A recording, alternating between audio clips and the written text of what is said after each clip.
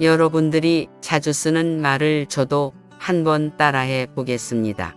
너만 알고 있어야 해. 우리는 인간이니까 결함이 있습니다. 완벽함은 신에게만 주어진 것이지요. 하지만 내가 한 말은 내 입을 나가는 순간 내 것이 아닙니다. 내 입에서 나온 나의 흠은 다른 사람의 귀로 들어가는 순간 더 큰 고통이 되어 나에게 돌아온다는 것을 잊지 마세요. 안녕하세요. 철학의 숲입니다. 여러분은 나의 말로 또는 상대방의 말로 고통을 받으신 적 있으신가요? 저는 수많은 시간 동안 그건 말하지 말걸. 그 사람은 왜 그렇게 말했을까? 라며 후회와 원망을 반복했습니다. 이런 고민에 대하여 삶의 지혜를 나눠주시는 법률 스님의 무슨 일이 있어도 상대방에게 하지 말아야 할 10가지 말을 들려드리겠습니다. 첫 번째로 남에게 나의 과거를 이야기하지 마세요. 우리는 인간이니까 결함이 있습니다. 완벽함은 신에게만 주어진 것이지요. 우리 모두에게는 말할 수 없는 과거가 있습니다. 그러니까 자신의 흠은 아무한테 드러내지 말고 마음속 깊은 곳에 묻어두고 잊으세요. 내 문제뿐 아니라 가족의 비밀이나 친구의 고민, 회사나 학교에서 벌어진 일들도 마찬가지입니다. 여러분들이 자주 쓰는 말을 저도 한번 따라해 보겠습니다. 너만 알고 있어야 해.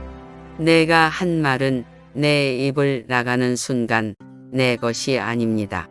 만약 친구가 다른 친구에게 그 이야기를 하면 그 친구를 비난하곤 합니다. 이제부터 친구를 비난하는 것을 그만두시고 자신의 입을 먼저 탓하세요. 내 입에서 나온 나의 흠은 다른 사람의 귀로 들어가는 순간 더 큰 고통이 되어 나에게 돌아온다는 것을 잊지 마세요. 두 번째로 남들에게 나의 재력을 과시하지 마세요. 여러분의 재산은 얼마나 되시나요? 금전적으로 부유한 분들도 계시겠지만 재산이 넉넉한 건 아니지만 열심히 살아가는 분들도 계시고 살 길이 막막하여 하루하루 힘겹게 살아가시는 분들도 계실 것입니다.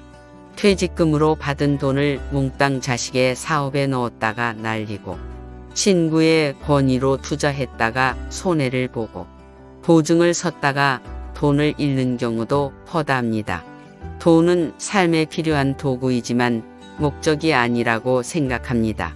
돈이 많다고 해서 행복하고 돈이 부족하다고 해서 불행한 것은 아니라고 생각합니다.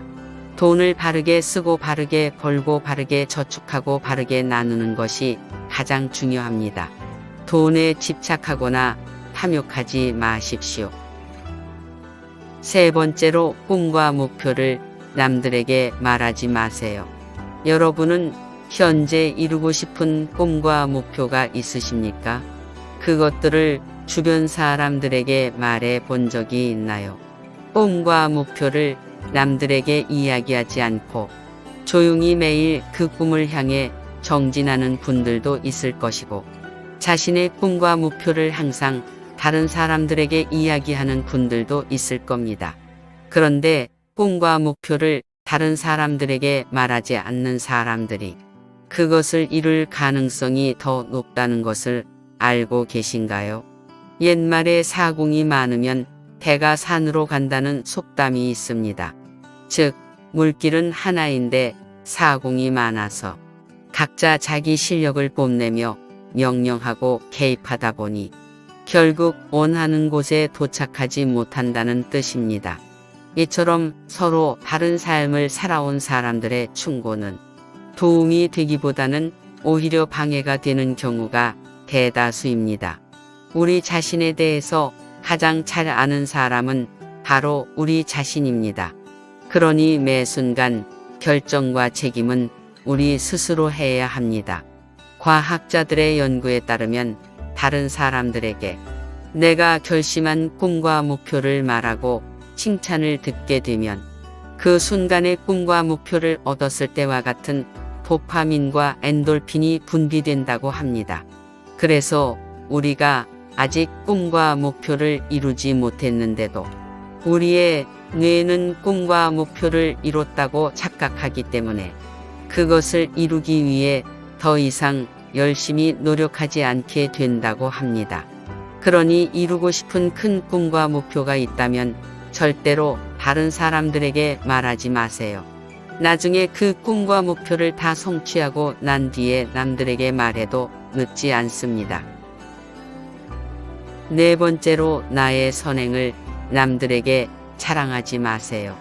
오른손이 한 일을 오른손이 모르게 하라는 속담을 들어보신 적이 있으신가요? 이 속담과 비슷하게 불교에는 보시라는 말이 있습니다. 보시의 뜻은 은혜를 넉넉히 베푸는 것입니다. 넉넉히 베풀면 그 복은 배가 되어서 내게 돌아온다고 합니다. 심지어 내가 받지 못하다면 그 복이 내 후손들에게 전해진다고 합니다. 하지만 여기에는 조건이 붙습니다. 바로 베푼 후에 있는 것입니다. 보시는 재물이나 물질로만 하는 것이 아니라 말이나 행동으로도 할 수 있습니다. 예를 들어 고운 말로 남을 위로하거나 칭찬하거나 격려하는 것도 보시입니다. 지하철에서 약자에게 자리를 양보하거나 몸으로 돕거나 눈빛으로 호의를 표현하는 것도 보시입니다. 중요한 것은 어떠한 것에도 집착하지 않고 대가를 바라지 않는 자비로운 마음으로 베푸는 것입니다. 가난한 친구가 있었다고 해봅시다. 그런데 어느 날 내가 지갑을 잃어버리는 바람에 매번 밥을 얻어먹던 친구가 어쩔 수 없이 내게 밥을 사줬습니다. 그런데 항상 얻어먹던 그 친구는 자기가 밥을 사줬다며 다른 사람들에게 자랑스럽게 말했습니다. 이렇게 선행을 베풀고 그것을 자랑하는 사람들이 있습니다. 하지만 이런 행동은 다른 사람 눈에 거만해 보이기 쉽습니다. 우리의 선행은 말하지 않고 정말 진심으로 베풀었을 때 비로소 가치가 있습니다. 내가 베풀었으니 대단하다는 마음도 갖지 마시기를 바랍니다. 그것이 진정한 베풀며 해도입니다. 다섯 번째로 다른 사람의 신념과 철학을 존중해 주세요. 우리는 각자의 신념과 철학을 가지고 살아가고 있습니다. 100명의 사람에게 철학을 묻는다면 100개의 다른 대답을 할 것입니다. 내가 따르는 것이 아무리 훌륭하다고 해도 다른 사람들에게는 이해가 가지 않을 수도 있습니다. 내가 갖고 있는 생각을 다른 사람 강요하거나 남의 생각을 바꾸려고 하지 않는 것이 바람직합니다. 특히 자녀를 키우시는 부모님들께 드리는 충고입니다. 아이들을 좋은 길로 인도해 주는 것은 부모의 책임이지만 그 과정에서 자식에게 자신의 의견을 강요하는 것은 옳지 않은 행동입니다. 철학은 인생의 목적과 가치를 결정하는 중요한 요소입니다. 철학은 자신이 직접 탐구하고 경험하고 학습하면서 형성해 가는 것입니다. 자신의 길을 찾아갈 수 있도록 존중해 주세요. 여섯 번째로 가족의 사생활을 알아내려 하지 마세요. 혹시 자녀의 일기장이나 다이어리를 몰래 열어보신 적 있나요? 우리는 모두 자신의 비밀을 가지고 있습니다. 자식들도 마찬가지입니다. 아무리 내 자식이라고 해도 사생활을 존중해야 좋은 관계를 유지할 수 있습니다. 현명한 사람들은 가족이라도 서로의 사생활을 존중하고 그 비밀은 반드시 지킵니다. 어떤 한 부모님은 아이의 일기장을 몰래 보고 아이가 가지고 있던 고민에 대해 먼저 말했더니 그 뒤로 친밀감이 사라지고 문제가 더 악화되었다고 말씀하셨습니다. 그 후에도 계속 아이의 일기장을 몰래 보았지만 결국 아이의 말할 수 없는 비밀을 알게 되었고 본인만 괴롭다고 말씀하셨습니다. 이럴 때 하는 말이 모르는 게 약입니다. 아이들도 자기의 생각이 있으니 아이 스스로 해결하기 어려운 심각한 상황이면 부모님께 도움을 청할 것입니다. 가족이라는 이유로 자신의 모든 비밀과 사생활을 이야기할 필요는 없습니다. 7번째로 비밀을 다른 사람에게 말하지 마세요. 다른 사람의 비밀을 알고 있으신가요?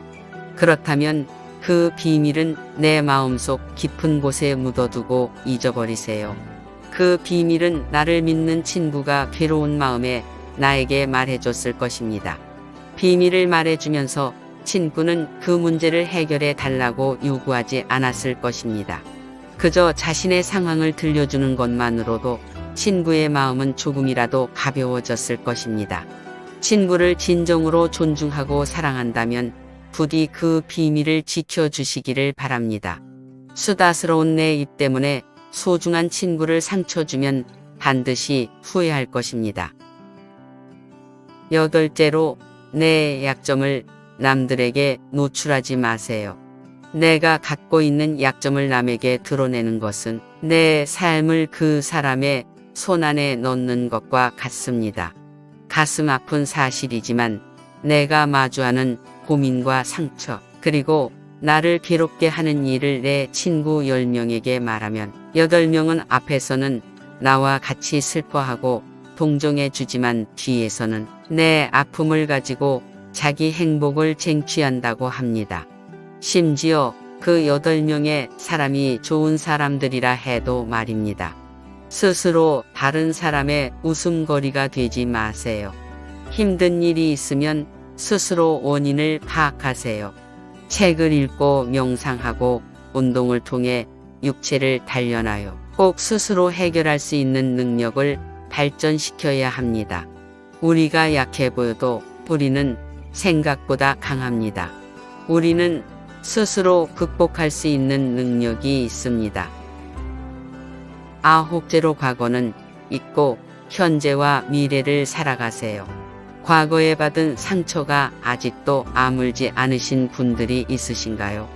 혹시 과거의 결정을 후회하시는 분들이 계시는가요? 상처와 후회가 가슴에 남으면 어떤 기분일까요? 마음이 조금이라도 편해지셨나요? 아니면 더 고통스러워지셨나요? 아마도 마음이 고통스러운 분들이 더 많을 거라 예상이 됩니다. 그렇게 슬프고 후회스러운 마음을 가지셨다면 이제는 그것을 버리시는 것이 좋겠습니다. 과거에 매달리면 현재와 살 수 없습니다. 과거의 상처나 후회를 계속 생각하면 마음이 상하고 현재나 미래에 만족할 수 없습니다. 과거의 성공이나 실패가 자신의 존재나 가치를 정하지 않습니다. 과거에 묶여있지 말고 새로운 도전과 변화를 통해 자신을 성장시키고 발전해 나가야 합니다. 시간은 모든 사람에게 공정하게 주어집니다. 그리고 지금도 계속 흐르고 있습니다. 지난날의 경험을 교훈으로 삼아서 더 행복한 삶을 위해 노력하는 것이 바람직한 태도입니다. 10번째로 자신의 재능을 남에게 과시하지 마세요. 지금 은퇴하고 연금을 받으며 편안한 노후를 즐기고 계시는 분들 있으실 겁니다. 혹은 직업에서 쌓은 일부 기술을 다른 사람들에게 재능 기부로 나누어 주시는 분들도 있으시겠지요. 그것은 정말 멋진 일입니다. 하지만 그런 특별한 기술이 있다고 자랑스럽게 말하거나 과시할 필요는 없습니다. 다만 내 도움이 필요한 상황에 놓인 사람을 보았다면 조용히 다가가서 도와주시길 바랍니다. 그렇게 도움이 필요한 사람에게 내 재능을 기부하면 상대방은 크게 감사하고 본인도 기쁠 것입니다. 그리고 재능을 기부했다고 해서 자랑하거나 만족하지 마시고 겸손한 마음으로 잊어버리시기를 바랍니다. 재능은 남들이 먼저 칭찬해 줄 때 진정으로 가치가 있는 것입니다.